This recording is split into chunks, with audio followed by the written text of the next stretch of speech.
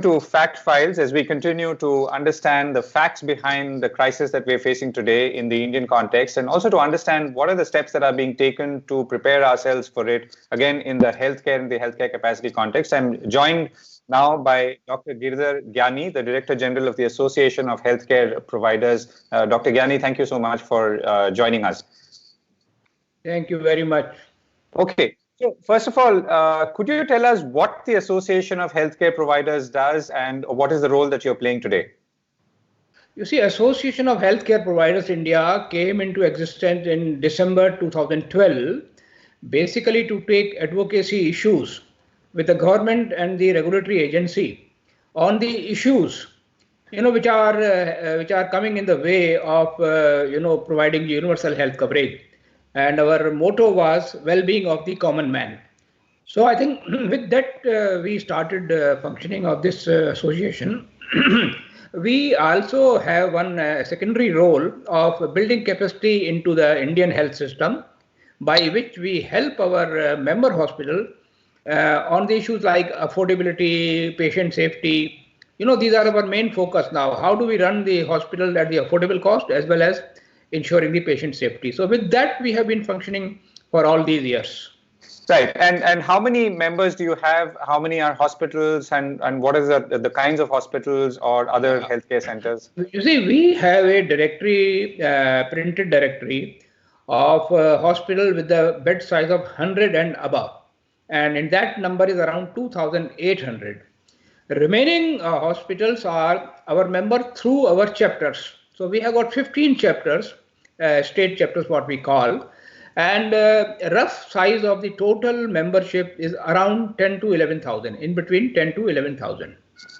Okay, and I'm going to come back to the hospital capacity in a moment, but you've also made some news because you were quoted saying that, we are going to be entering stage 3 of the coronavirus epidemic. So could you clarify what you said then and what context? You see, that interview was the day, when we got a couple of cases reported, which without any linkages with that they returned from the foreign country, or with they were having the direct contact with the people who returned from the foreign countries. So obviously there was a panic button that how these two patients have come and how they have come. So I mentioned to it that if this case number becomes large, then that is a sign that we will be entering into the stage 3. That is a community spread. But luckily, that number is still small, so we can't say that. But I think that headline quoted above was that we are in the stage 3. Okay, so you're saying you're not in stage? Yeah. No, actually I'm not. I tell you why. You see, even today, of course, number has gone little more today, more than 100 in last 24 hours. But still the increase is more of the arithmetic in nature. You see, the day actual community spread happens, you will see geometrical rise, exponential rise, and that will be the signal. But I still maintain one thing. All the countries, we have learned from them, we have to be prepared as if we are in stage 3. So that is a way of difference of putting it. But that was quoted, that we are actually in stage 3. There's nothing wrong in, I don't want to say it is a panic button, and I think government, if you see, has already taken note of it. In fact, yesterday I heard Chief Minister of Delhi on the television. He is saying that 100 patient comes per day in Delhi, I am prepared. Then he said, even 1,000 patient come, we are prepared. Now that indicates that even they are preparing themselves for that eventually, if at all it happens. Right. Now, the issue which you have to understand, you may be asking the question next maybe, this lockdown which we have done, we have done based on the research done in Italy, China, other countries. How it is helping us? One, of course, is we are trying to arrest the spread. Whatever it has happened. So we are arresting it. Number 2, during this time, government actually starts preparing. This 15 days is the time that government has to prepare, identify the number of beds, ICU bed, location, manpower, training, PPEs, all those things. So this is a very crucial point, which public, we may not be able to tell them that this time government has got a good time to prepare. Okay, so another point that was again mentioned in some of the articles, that you're part of a task force on COVID-19 hospitals. Is that correct? What is the task force? Let me explain, because they have not clarified what is the task force. Niti Aayog had a meeting with the all major industry group on 20th. Now, what is that meeting?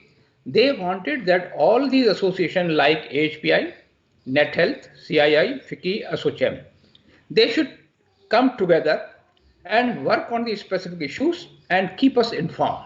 So based on that, we constituted 4 task force, and one of them was how do we prepare COVID hospital, and I am the convener of that task force. I prepared the report, I have shared with the media also, and in fact only today morning that report, my report, has been further finalized by the total group, and it is going to Niti Aayog. Right. So you're saying this is a task force that you have set up under the Association of Healthcare Providers, as opposed to the not combined, joint. Association of Healthcare Providers, Net Health, CII, FICCI, and ASSOCHAM, all 5 together. And working with Niti Aayog, and for which you've submitted. And submitting to them, yeah, because it came, initiation came from Niti Aayog. Okay. So what are the key highlights or headlines of this report, Dr. Gyani? Very few I will mention here. Number 1, we must do mapping of all the states in the country. In the sense, we have taken the report from the Wuhan that they suggested that 2.6 beds should be earmarked for 10,000 population. ICU beds, sorry. 2.6 ICU beds should be earmarked for 10,000 population. So that means in a city like Bangalore, minimum of 2,000 ICU beds should be required, out of which 50% should be again, ventilator beds. So that is similarly, let us say, coming to Mumbai, number will come around 2,500 ICU beds. In Delhi, I don't, God forsake it, nothing happens. Otherwise, we may need 3,000 ICU beds. That was one recommendation. Second recommendation was that we should not mix up the COVID and non-COVID patient. Again, we relied on the report from the Italy, where when they put the patient in the same hospital, 40% non-COVID patient got infected. So we are strongly suggesting, and today I took a review from my all state chapters just before this call, and some of the state government is asking, if let us say 25% bed, please keep for us, while some other states they are saying no, we will earmark 2 or 3 or 4 hospital private complete and convert them into COVID. So our recommendation is first, take the government hospital, and we have suggested that government patient can be shifted to the private, which is the non-COVID, so that government hospitals are ready, available. Anything happens tomorrow, our hospitals will be empty. Government hospitals. Second, ESI hospital, PSU hospitals, railway hospital, medical college hospitals, all private and government, and dental medical colleges. So I think that is the first line of action, should be this one. Only when you fall short, earmark some private hospital. And I must add here, I had a word with my MEX group yesterday evening, and they have already given one of the exclusive hospital in Noida to government, that this can be used as COVID hospital. Right. So can we look at the numbers? So as per your calculation, how many beds, which is ICU beds, that are ready to take COVID patients available across the country, and do all COVID patients require ICU beds? No, not all COVID. You see, this we have seen from the World Survey. That people who will have mild symptoms, they obviously will not require ICU. Particularly the age group which are below 60 or below 55 definitely may not require the ICU beds. ICU beds we will have to keep for the patient who are above 65. Secondly, we need ventilator if the people are asthmatic also. If they are already asthmatic and if they get the COVID infection, definitely they will have to be on the ventilators. So that is the way I think we have to see. And when I use the word mapping, the idea was that we know some of the places where the infection is more, like in Kerala and Maharashtra. Identify those areas, go beyond 2.6 which I mentioned, 2.6 per 10,000. No, you can keep even 3 for per 10,000 if you have to be in the readiness. Right. So how does this, or rather, what does this add up to across the country in terms of what we have today and what is ideal in a worst case situation? You see, this problem is that next 3, 4 or 5 days, I'm saying, we will really come to know that the people who are now in lockdown and who are going to show these symptoms, because symptoms will come after 5 on the 5th, 6th, 7th, 8th and 9th day. Now, I think we are very closely approaching that period, and if that spread is showing in a limited number, we are saved. If it really goes beyond, then we will have to create a lot of temporary measures, the way China does or the way Army does normally. But presently, let me tell you, we have got about 7 to 8 lakhs bed in government and equal number of beds in private. That means 16 lakhs beds are available in the country. As far as 8 lakhs of private sector is concerned, we have got 20% beds are normally ICU. Average, I am saying. Somewhere will be 30%, somewhere will be 10%. Similarly, in the government sector, the ICU bed number will be less. They will have normally 10% of the ICU beds, except AIMS and PGI. So, if you take the total number, that has to be kept in readiness. And once we know the spread, if it is going to be more, that's why you see that panic situation has happened, because ventilators now we find maybe in the short supply. Can I come back to that number? So you're saying there are about 200,000 ICU beds in India, roughly? Or is it less or more? Yeah. By the calculation, if you can do it the way I mentioned to you, 20% of the 8 lakhs and 10% of the 8 lakhs. So that means... Right. So that's 80,000 plus 160,000. Like that. That's more than 2 lakhs, about 2.2 lakhs. Yes. No, so 2.2 lakhs, and do we have equal number of ventilators at this point? No, normally, we maintain 50%. Normally, the rule is that ICU beds, 50% should be equipped with the ventilators. Right. So if the normal epidemic happens, we are able to control. If it goes beyond control, even country like USA has not been able to... Sure. So, and this 2.2 lakh beds, or roughly that we have ICU beds, what is the dispersion across the country? I mean, is it weighted towards parts of the country? That issue we have always been talking. For example, if you take Telangana, we had around 125 hospitals in Telangana with the bed size of 100 and above. And out of which 5 were in Hyderabad only. So that distribution is a problem, that you will find Hyderabad flooded. Similarly, in Tamil Nadu, 50% of such hospitals are in Coimbatore and Chennai. So this problem exists in India. There are other reasons for it, why it is existing. So if this kind of things happen, the transportation is going to be the key. How do we transport the patient from one location to, let us say, Hyderabad, one location to, let us say, Coimbatore? So that also plan is being made in the part of the preparedness. Right. Okay. So last couple of questions. One is, now that as a task force member, you've studied Wuhan, you've studied Italy. What are the 2 or 3 things that we should be doing or not doing today from a public health point of view that and that we should all know about as well? You see, one is timely action.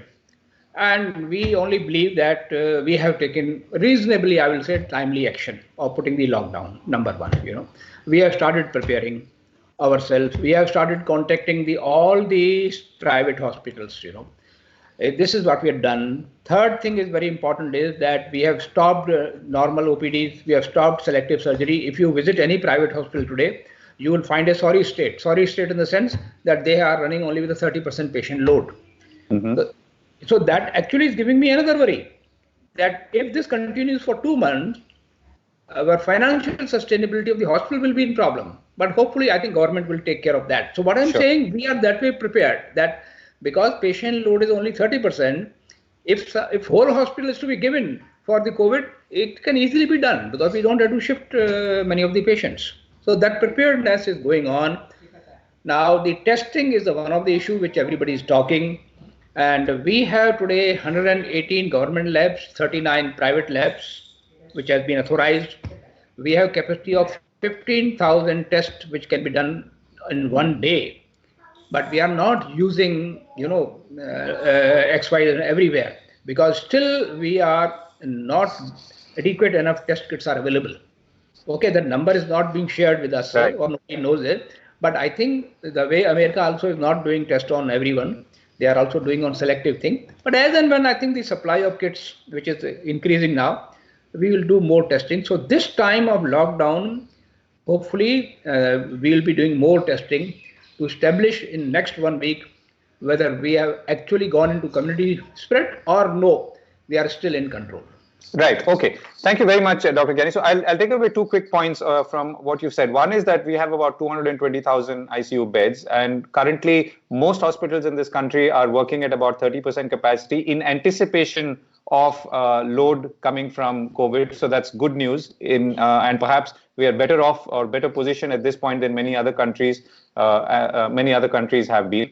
On the other hand, of course, most of the hospital capacity is in medium to large cities or metros. That's right. So that's an area of concern.